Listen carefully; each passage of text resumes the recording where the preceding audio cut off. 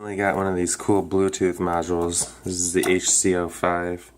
It's pretty neat. It's a little more powerful than the HC06 because you can use AT commands and configure it and change the baud rate. For this one, I didn't do that, just for a simple test. And then this right here is an MQ131 ozone detector. So I put it on this board. This is just an ATMEGA328P. I got the Bluetooth on a software UART, and I have the FT232 on the hardware UART.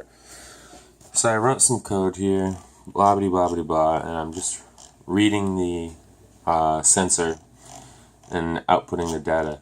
And I did do some cool stuff here, in that I read the ADC. First thing I do is I read the ADC and do an average of 20 reads. And then I also read VCC, divide VCC by 1023, so I know what my millivolts per ADC step is. And then I multiply my raw ADC by my millivolts per ADC, and that gives me raw millivolts. And then I pass that millivolts through an EMA filter.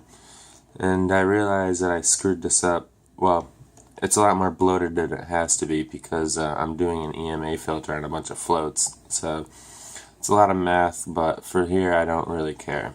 But the cool thing here is that by getting VCC and reading VCC first, you can make much more accurate ADC reads, because now you're comparing it to the reference. So that's all cool. And then here's the cool thing that I was playing with. This really excites me to use these Bluetooth because it makes it easier to use App Inventor. So I just wrote this quick app right here. And we have a connect button, a text box, and the goal of this app is just to fill var A, B, and C right here. Fill these text boxes with data. You go back to the code for the Arduino, and you can see that when I get the test command query, I'm going to print out vars A, B, and C, and then also modify them. That way it changes each time query is read. You go back to the app, and here's where the meat and potatoes is. The idea behind this app right here is just to have a blank, a start point. Anytime I want to make a Bluetooth app that reads data, this will be my start point. So then I go to the blocks. This is where the meat and potatoes is. The first thing I do, I initialize the screen and show which elements are visible, which are not visible. This is what to do when you exit the app. And I have a friendly message here when you want to exit. I have the list fill up with Bluetooth, and then after connecting to a Bluetooth, it initializes the rest of the screen. Disconnect button. But here's where it gets good. So I first have to create a list, which is basically an array, a text array, a char array in this land. And then I create another thing for a buffer.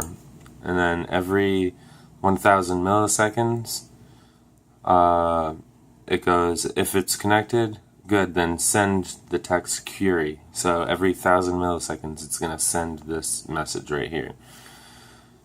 And then it goes into this if statement where it waits for bytes to receive. This, so yeah, right here it sets my buffer to what I got back, and then this one right here takes that buffer, splits it into comma, because you can see in my code these are all comma separated values right here. So here I split everything that I got right at the comma. I set the main box, which is this text box right here. I want it to print out what the raw output is. So I print the raw output in there, so that makes sense. And then, oops, now my computer's crashing. Well, we'll just go to the app. So first thing we'll do is we'll plug this in.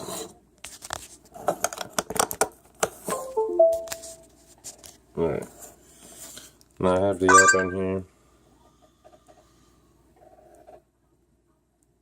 We'll go to Cam's Bluetooth logger. So you can see that we don't have anything in here. The first thing I do, hit the connect button.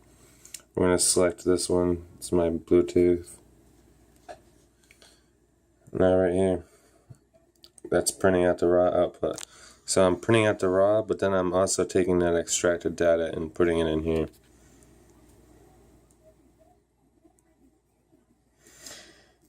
And you can see that this screen isn't scrolling, which it should, but it's all good. So right there, a real easy app. So I could take this, I could hit disconnect, Bluetooth disconnected, or I can go back, connect to the same. I'm connected again, but I can also hit the back button. Do I want to fuck myself? No, maybe I don't, or yes, I do. Leave the app. There we go, done.